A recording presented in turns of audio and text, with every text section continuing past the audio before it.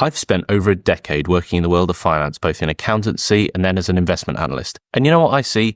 That even people who work in finance have bad money habits that are ultimately holding them back from living the life that they want to live. So in this video, I want to discuss the 10 most common bad money habits, how they hold you back from being financially free, and most importantly, what you can do to fix them. The first one is not learning how to spend money. I think this first one is such an important one to start with. Spending money is a skill. No, don't worry. I know exactly how that sounds. You can just swipe a card, tap a phone, click a keyboard, and you can spend money. So to describe it as a skill sounds like absolute madness. But how often do people really think about their money before they spend it? And this is one of the really important topics in Remit Sathi's book, Just Here, which is fantastic and everybody should read. One of the things he talks about is how to live a rich life. But the most important thing to decide really is what a rich life means for you. He talks about how he's a millionaire. He likes to fly business class or first class, as most millionaires do, but he doesn't care about cars, so he drives a beaten-up old Honda that is reliable and economical. He spends money on the things that make him happy, that bring satisfaction to his life, and is frugal in pretty much every other aspect of his life. Ultimately, the idea here is that you want to be a strategic spender, not just a mindless consumer. Someone who's a strategic spender spends with intention rather than just mindlessly consuming everything they lay their eyes on. They identify areas and things to buy that bring genuine, lasting value to their lives, and they make sure that the price they're going to pay is worthwhile. Here's a good example. A strategic spender might invest in a better accountant or a lawyer, knowing that even though it costs more, this could be an investment that really pays for itself. And I think it takes guts. When someone asks you why you don't have the latest iPhone and you just say you just don't give a shit about it, that you want to live life on your own terms. And sorry, Apple people, it's true. Only taking the raise. What if I told you that there was a very easy way to double your lifetime earnings? You'd want to know which crypto I'd bought, which stock I'd invested in. But the truth is, it's way more simple than that. There was this study here that came out in 2014 from Forbes, which found that people who move jobs every 2 years will earn over the course of their working life twice as much when compared to those people who stayed at the same company for an extended period of time. Because the thing is, every time you move from one job to the next, you take with you your experience, your skills, your knowledge to somewhere that might not have any of those. And the data shows us it's when you make this switches from one company to the next that's when you see the biggest increases in your salary. Between moving more regularly and negotiating on salary, you can really compound your salary growth over your entire career. And here's an interesting statistic. Only 44% of US employees surveyed said that they negotiated their salary when moving jobs. It's not a rude or unexpected gesture to want to negotiate your salary. In fact, one survey by global staffing firm Robert Half found that 70% of managers expect job candidates to negotiate. So while having the conversation may be intimidating, not knowing what to say, knowing that your future employer is, in all probability, not going to be a stranger to those negotiations, and the data shows that they're expecting it to have. And there's even more evidence. According to a Fidelity study, negotiating works. Well, their research found that less than half of Americans negotiated their current salary. The ones that countered or actually started negotiating, in 85% of cases, got some or all of what they asked for. And as I mentioned, this has a compounding effect. Accepting £5,000 less in a starting salary can add up to a loss of over £600,000 over the course of a 40-year career, according to this study from the University of Missouri. So what does this tell us? That staying in the same job or at the same company can hurt your earning and career prospects, and that the likelihood of you making more money has better odds than you might expect. Whilst negotiating can be difficult, the data shows us it is something that's worth doing. Our next mistake is paying yourself last. How do you think most people spend their money?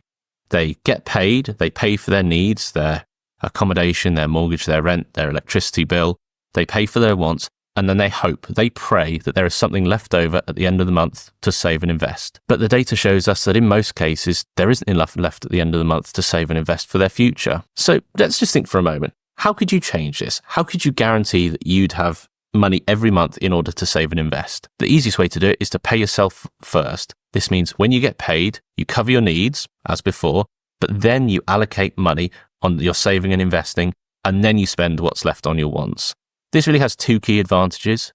By treating your saving like just another bill, your mortgage, your electricity, because you're spending what's left on things you want to spend your money on, you suddenly become very, very good at finding those corners to cut, those pennies to save, and it all starts to add up. More on this later on in the video. Waiting too long to invest. As you start to build a gradually increasing nest egg, you need to turn to the inevitable question of what to do with that money. If you leave it sitting in a bank account, then gradually over time, two things will happen. It won't grow very much, which is bad, But what is worse is that the value of that money sitting in your account will be eroded over time by inflation. So the question becomes this: what should you invest in? And the truth is, the investing and finance world spends billions every single year, hires the smartest people, has more PhDs than they know what to do with, has the fastest computers, the most powerful algorithms. But what does the evidence show really? That time and time and time again, even they can't beat the market. They can't accurately predict where stock prices are likely to go in future. So frankly, what makes you think you can? Take the infamous Enron scandal. At its peak, Enron's market cap was around $70 billion in 2000, putting it in line with some of the largest companies in the world at the time, companies that are still very much around today. That was in 2000. But by 2001, Enron had declared bankruptcy. And whilst this downfall seems inevitable when you're looking at the world through the 2020 vision of hindsight, the truth is that at the time, this wasn't blindingly obvious. But what am I trying to say here? The main takeaway really is that there are people and institutions out there with all the resources imaginable, and they can't beat the market. So what's the likelihood that a single person who's a part-time investor can? So if you can't buy individual stocks and you want to avoid higher fees, more on that later, where does that leave you? How about this? Rather than trying to beat the market, why not just buy the market? Warren Buffett is widely considered to be the greatest investor in history, going so far to say this in his annual 2013 letter to Berkshire Hathaway shareholders. He said, when it comes to his will, "My advice to the trustee could not be more simple. Put 10% cash in short-term government bonds and 90% in a very low-cost S&P 500 index fund." Yes, it's true to say that the ultimate stock picker recommended you invest in simple, low-cost, well-diversified index funds. Because Warren gets it. He knows that investing in an index fund for a long period of time is the magic formula that most people will just never think to try. This leads nicely to our next money mistake that people make, which is not focusing on fees. So let's just look at an example for this one. If I told you I was considering 2 different fund providers for my pension, say, one of them charged an investing fee of 1% and another charged an investing fee of 2%, then you'd probably say, well, what's the big deal? It's only a 1% difference in fee and that doesn't sound too bad. But oh my lordy lord, would you be wrong? Let's run the numbers on this one. Let's say, for argument's sake, you invest £100 a month from the age of 18 and you want to retire at 65. And let's, for the sake of argument, say you get an average return of 10% a year. If I give you a second, what do you think would be the difference in the 2 fund sizes by the time you hit 65? 10K, 20K, 50K, 100K? Nope. The difference in value would be a staggering £221,631, a truly staggering amount of money. But let's run through the whole numbers. The fund with a 1% fee would have £788,402. But the fund with a 2% fee would have £566,771. The same compounding force of nature that allows your investments to grow over time and build wealth is also going to be the same thing that will erode the value of investments over time. But this small change in fees stretched over a long time horizon, as we've just demonstrated, can make a monumental difference to the value of your portfolio. And I really want to tie this all together with this fantastic tweet from Remit Sethi, who, as far as I'm concerned, as I've mentioned, is I think the best personal finance legend out. Think a 1% fee isn't much. Here's the surprising maths behind paying 1% to a financial advisor. Let's say you're 30 years old and you invest $50,000 and contribute another $1,000 a month. In 35 years, with a low 0.2% management fee and assuming a 7% return, you'd have just over $2 million. But if you paid a financial advisor 1%, you'd only have $1.7 million. That's more than $380,000 going into your advisor's pockets in fees. By the way, if you pay 2%, that's over $750,000 in fees. This is what I mean when I say a 1% fee can cost you 28% of your lifetime returns. The next money mistake is focusing on the wrong things. Now, you see this all the time, all over the internet, ways to cut money, spend less, do more with the less, find the cheapest deals. And for me, this is really small fry stuff. Whilst obviously not frittering your money away is clearly important, because you can only build wealth with the money that you keep, not just the money that you earn. But how often do you see or hear people regretting or arguing that they spent too much money on lunch, that they got the hot chocolate with the marshmallows, or that they didn't cut their little rinky-dink club card points? And the truth is, when it comes to money, this is all just a distraction from bigger and better goals. Imagine if people had the same energy about saving money as they did about 2 other possible options, which is how to earn more money and how to invest more. And the truth is, you can only tighten the belt so much before you can't breathe. You have to also be thinking about how you can boost your income too. As we've already mentioned, this can be moving jobs for a higher salary. It could be negotiating better benefits, maybe doing a course to improve your skills, or having a personal development plan. Whilst it is fair to say controlling your expenses is essential, people who actually have wealth really emphasize that increasing your earning potential should take priority, because they really understand that there's a limit to how much you can cut your costs, but your upward income potential is conceivably unlimited. But what if, instead of worrying about your coffee consumption, you spent the same amount of time and energy committed to how you can invest 0.5% more than you did last year every single year? You invested 5% last year, let's up it to 5.5% this year, maybe 6% next year. And I guarantee that the compounding effect of making a change like that will buy you all the coffee you could ever want in a lifetime. The next money mistake is relying on financial willpower. Would you be at all surprised if I told you that there was this paper from Ohio State University last year that found that research suggests that only 9% of Americans who make New Year's resolutions successfully achieve them? Notably, 23% abandon their resolutions by the end of the first week and 43% by the end of January. So relying on financial willpower to achieve your money goals is a very high-risk strategy. And the evidence really backs this up. That basically means that most people will fail. And it's also empirically true to say that most people's goals don't revolve around getting a six-pack, eating less sugar, or anything like that. It's generally around financial goals. More and more people are concerned about improving their wealth rather than improving their health next year. With this survey here finding saving more topped the poll at 45%, beating exercising more by a clear 8 percentage points, according to a new survey put out by the CFB board, and then reducing debt came in at 32%. The key thing here is really not just relying on your financial willpower, but building systems that can help you get there. Everyone has things going on. We're juggling work, family, social lives, and 100 other things. So remembering some of the more boring and mundane parts of life admin can feel like it's just another thing on the to-do list, but it is an important thing that you should have on your to-do list. As we've mentioned, you can level up your saving and investing by paying yourself first, but you can take this a step further and automate it. So how about the day you get paid, you have an automated deposit, drop money into your savings and investing account. So you don't even see the money. It never even enters your bank account for you to be tempted to spend it. Now, you can take this a step further, which is what I do. I get paid on around the 28th of the month, and I have it set up so that every single bill that I have comes out of my account on the 1st of the month. If I can have that bill come out on the 1st of the month, then I will. And the logic, frankly, is very simple.